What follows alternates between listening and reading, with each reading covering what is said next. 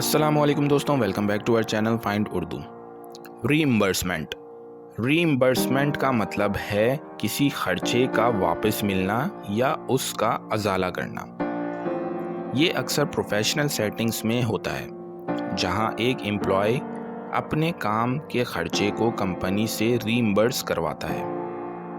मिसाल के तौर पर, अगर आप ट्रैवल करते हैं और अपने खर्चे का रिसीट कंपनी को देते हैं तो आपको रीइंबर्समेंट मिलता है, यानी कि वो खर्चा आपको कंपनी से वापस मिलता है। The company promised reimbursement for travel expenses. Company ने सफ़र के खर्चे वापस करने का वादा किया। तो दोस्तों, रीइंबर्समेंट का मतलब है खर्चे का वापस मिलना या अजाला करना। उम्मीद है अब आपको रीइंबर्समेंट का मतलब समझ में आ गया होगा। मिलते हैं नेक्स्ट वीडियो में। शुक्रिया।